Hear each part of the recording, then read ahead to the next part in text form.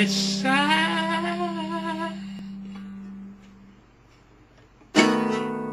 so sad.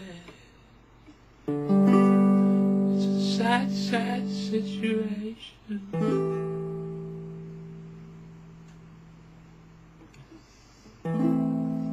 It's getting more and more absurd.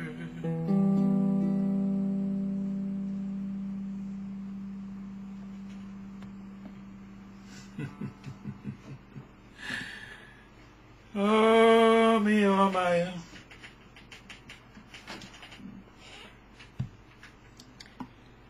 You know, what I'm saying here is about you. So I hope you'll pay some close attention. All of this has evolved from the first video in this series which I put up, having to do with breaking away from ensconced habit patterns that hold you back. And I continue here because of the deluge of queries that have come in. And now the question is this: why are you the person that you are? Why are you the person that you are? Let's take a look. We all have 10 fingers and 10 toes and 2 eyes, and some of us, I hope, have a brain.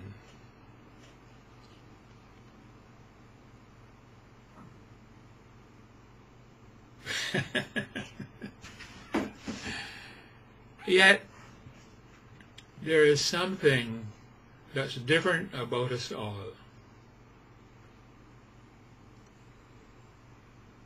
Different about you and your friends.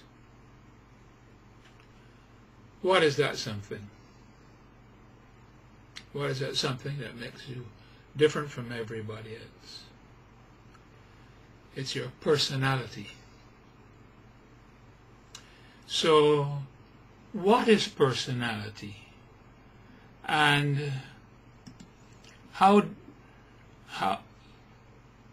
is it that everybody has a different one? Let's see if we can catch a glimpse. Your personality discloses who you truly are. It's that thing that distinguishes you, that makes you unique. It makes you different from everybody else. It's made up of your characteristic thoughts and feelings and behavior, your disposition, character, your traits, various qualities you have, your shortcomings, your motives, your emotions, your thoughts, your attitude. You know, whether you're basically a happy or a sad person, whether you are caring or disagreeable, you know, energetic or apathetic, smart or dull, and so on. So, here's the question. Why do you have the personality that you do? Why do you have the personality that you do that makes you the person you are and that makes you different from everybody else? Well, your personality hatched and developed and grew with you as you went through the years. Starting from day one, it was built from what you experienced, accepted, and believed as you went along. You have been exposed to ideas from the day you were born, maybe even before that, and right up to the present moment. The ideas and beliefs you accepted are now your realities and truths. Never mind if a lot of the things that you believe have no foundation or existence in actuality. The thing is, at the moment you accept and believe something, it becomes anchored in your subconscious mind, and it becomes truth for you, and it tinges your personality.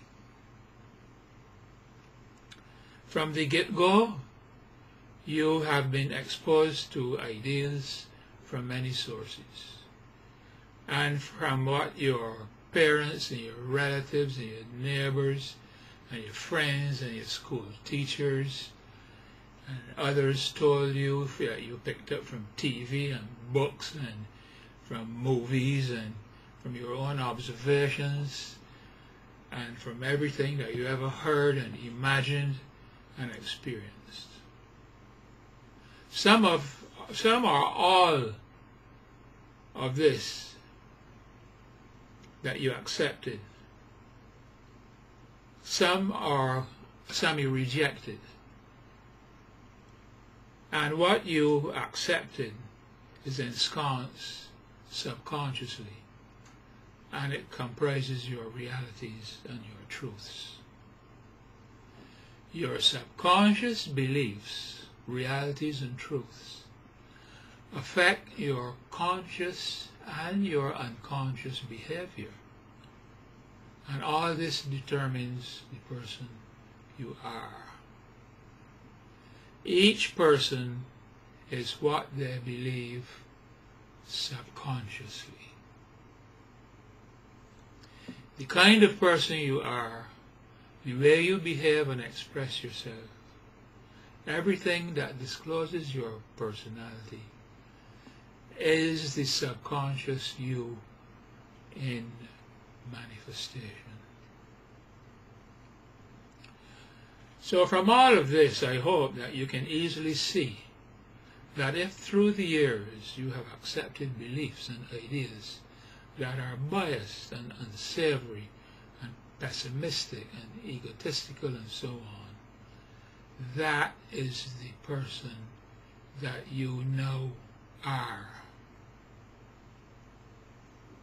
And conversely, if you have accepted ideas that are expansive and gracious and loving and charitable, then that is the kind of person that you now are. Of course, everybody is a mixture of assorted qualities, you know. None of us are all good or all bad. But there are usually qualities in everyone that predominates.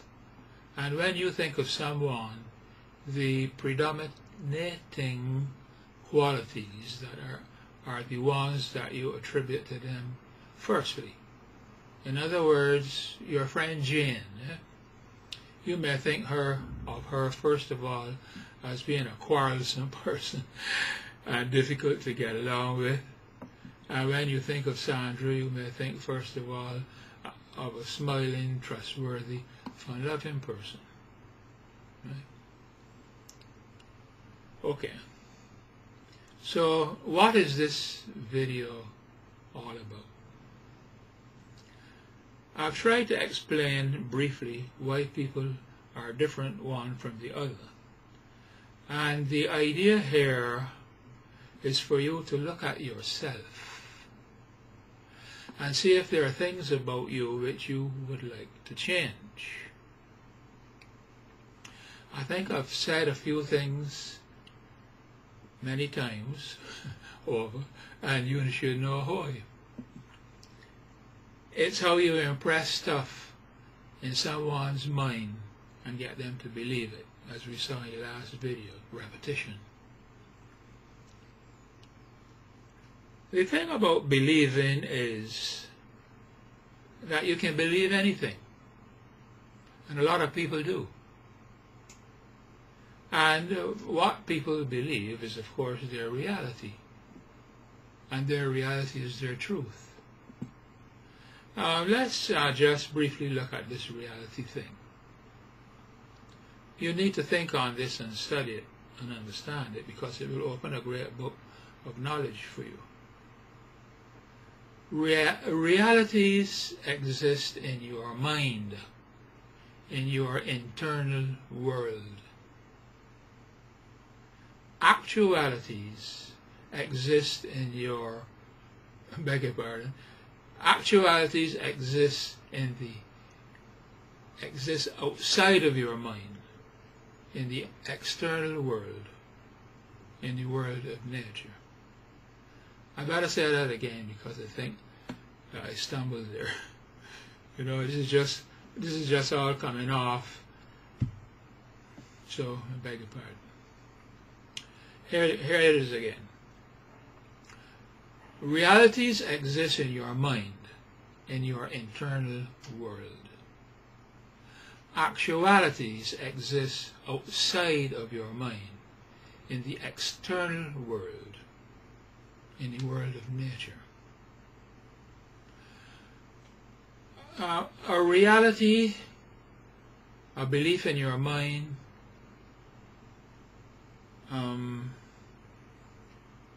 a truth for you, is not necessarily a fact and have an actual counterpart in the external world, in the world of nature. Let me see if I can give you two simple examples which I hope will clarify. Mary believes in Santa Claus. Somebody showed her a picture of Santa and his sled filled with Christmas presents and so forth, you know, sailing through the sky on Christmas Eve with the reindeers and everybody else dropping off, you know, these gifts to good little boys and girls all over the world. Now, Jane believes this. It's a reality for her, a truth for her. But Santa and his reindeer sailing through the sky delivering gifts do not actually exist. They don't exist in actuality. It's not a fact. It doesn't exist outside of her mind. Okay? Now, Jane believes that a statue of Lord Nelson stands in Heroes Square. Somebody showed her a picture, and she believes it. It's a reality for her. It's a truth for her. Furthermore, she paid a visit to Heroes Square, and she saw the statue, and she knows it's there. You see? So, for Jane, Lord Nelson's statue is both a reality, and it is a reality in her mind, but it is also an actuality because it exists outside of her mind, independently of her mind. There you have it. So, realities are your ideas, your truths, your beliefs and opinions. They exist in your mind. There are certainties and conceptions and convictions and impressions that are real for you. And they exist for you whether they have any actuality. That is, whether they exist as an actual fact outside of your mind. So you can see that the mind is the key word here. Here's the nitty-gritty. For a reality to exist, there has to be a mind. In contradistinction, actualities exist whether or not there are realities to anybody. Okay, you know, I know this is a little bit what's a good word, mind-boggling for when in the beginning. But this is a very important concept for you to understand, as you will see momentarily as we go along. It's such an interesting and fascinating subject for me. Having worked for many years as a transformational therapist, trying to help people overcome, deeply ingrained aspects of themselves, that they want to change. And as I sit here and talk to you, I must admit I don't quite know what information I should pass to you, because I only want to share information that is useful and practical, that you can put into use right away for whatever purpose you might want to use it. I think I want to quickly make this explanation. Generally speaking, there are 4 levels of consciousness, and each has a name, as you would expect. Now, right now, unless you are sleeping, I hope you haven't fallen asleep. When you are fully aware, the level you are at is called beta. And at this level, your conscious mind is fully active. This level is the one you are most aware of, and it is here that you receive information from the world around you through your 5 physical senses, and you evaluate it. You hear something, or for example, and you decide whether you want to accept it and believe it, or whether you want to reject it.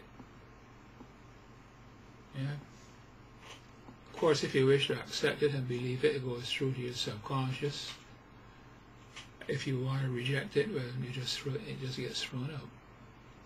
Now, the level below beta is alpha, and this is subconscious mind, or inner mind activity.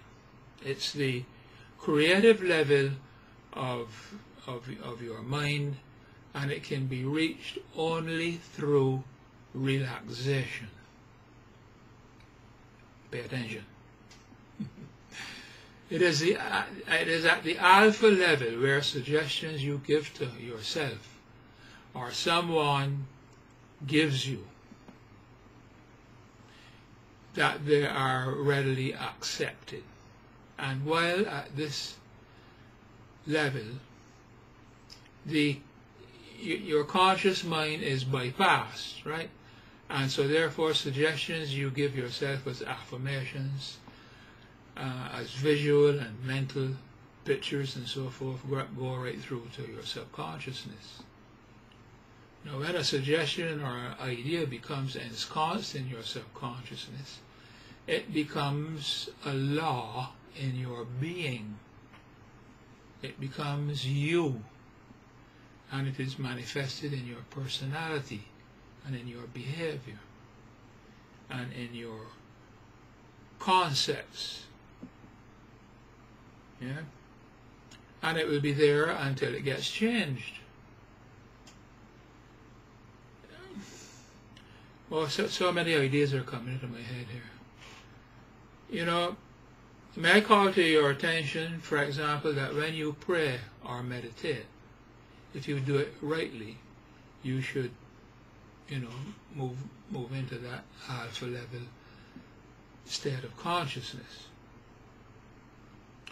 So, I hope you can see, hopefully a bit more clearly now, that if through your life's journey you have accepted ideas, of lack or diffidence, or that you're a second-class citizen, and so on and so forth, then this is the person who you are now. But you see, you can change that, and I gave you the technique in the last video that I did here, which is number 3 in the series. And similarly, you can bring into your life, into your personality, whatever qualities you wish to develop or strengthen. So, it's up to you. I gave you the technique, how to do it, in video 3 in this series.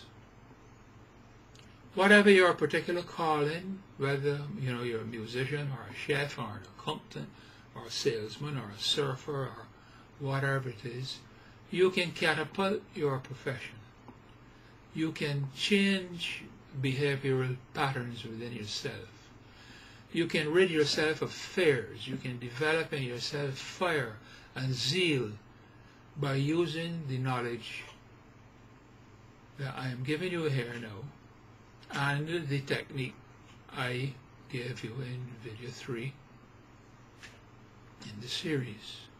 Your whole life will be enhanced if you will understand who you are, why you are the way you are, and know that you can overcome all mental blocks on the one hand, and you can instill in yourself all the desirable qualities that you wish.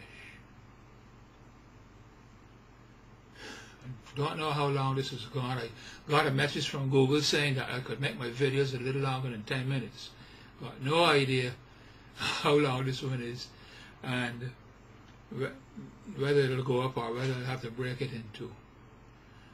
I just hope that I'm inspiring you to understand that because you are the way you are, and that you can change,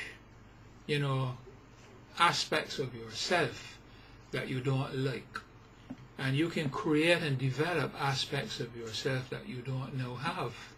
And this is serious.